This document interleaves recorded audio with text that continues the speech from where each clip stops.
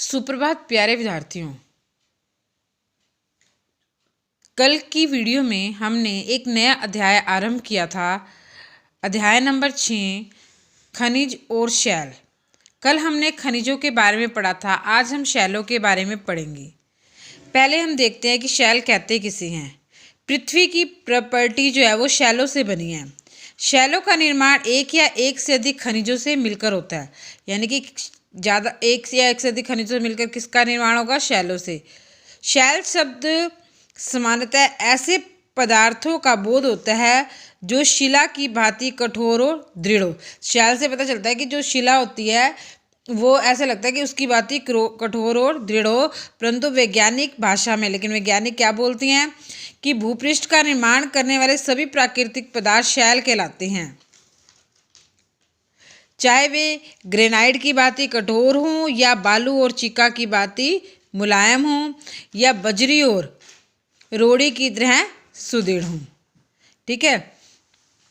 शैलों का वर्गीकरण। शैलों को हम 3 भागों में बांटते हैं: अगन्य यानी इग्नियस रॉक्स, अवसादी सेडिमेंट्री और कायांतरित मेटामॉर्फिक रॉक्स। अगन्य शैलें क्या होती हैं? अगन्य शब्द अंग्रेजी रूपांतर लैटिन भाषा के इग्निस शब्द से बना है जिसका अर्थ है अग्नि। अतः ऐसी शैलों जिनका निर्माण पृथ्वी के भीतर उपस्थित तरल एवं तृप्त द्रव्य ठंडा से होकर ठोस हो, द्रव्य के ठंडा होकर ठोस हो जाने से हुआ हो, उसे हम कहते हैं अगन्य शैलें। अब ठंडा और गैस बनने की यह प्रक्रिया भूतल के नीचे भी हो सकती है और यह ऊपर भी हो सकती है। आगे हम पढ़ेंगे अगन्य शैलों का वर्गीकरण।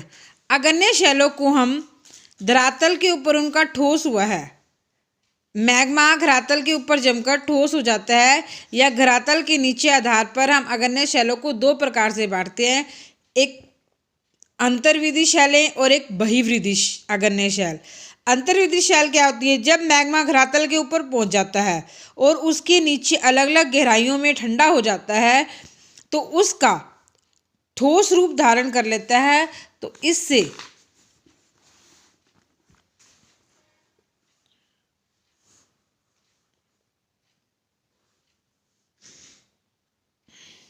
आंतरिक शैलों का निर्माण होता है।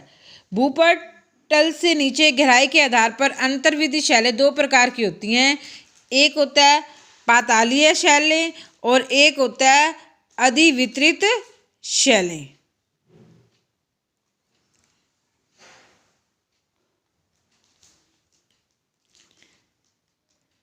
अब उसे कहते हैं पातालीय शैलें क्या होती हैं? पातालीय शैलें का नामकरण प्लूटो के नाम पर किया गया है जिनका अर्थ होता है पाताल देवता। अतः ऐसी अगन्य शैल जो स्थलमंडल में काफी गहराई पर अपने मूल रूप में स्थित होकर मैग्मा के जम जाने से बनती है तो उसे हम कहते हैं पातालीय शैलें। और पातालीय शैलें महत्वपूर्ण कौन कौन सी होती हैं? ग्रेबो और ग्रेनाइट। उसी प्रकार अंतर्विधीय शैलें कौन सी होती हैं? अंतर्विधीय शैलें वे शैलें होती हैं जब भूगर्भ से गहराइयों में उभरता हुआ मैग्मा धरातल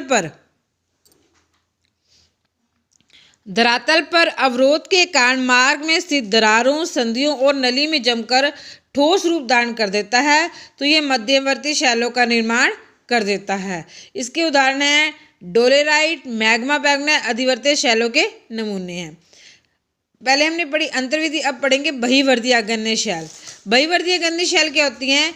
जो इनकी क्रिया है वो ज्वालामुखी धरातल पर ऊपर आए होने पर जब ठोस हो जाती है तो ठोस होकर बनती है, इसलिए इसे ज्वालामुखी शैल कहते हैं।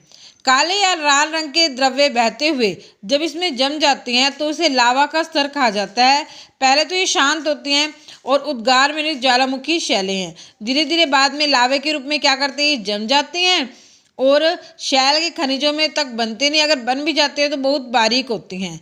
और यह लावा कैसे होता है? बहुत शीघ्र ठंडा हो जाता है और शैलों का निर्माण करता है। उसके बाद आता है इसके ज्वालामुखी का बेसाल्ट ज्वालामुखी इस प्रकार के शैलों का महत्वपूर्ण उदाहरण है। अगली शैल हम पढ़ेंगे अवसादी शैलें। अवसादी शैल क्या होती है, इसको हम कल पढ़ेंगे।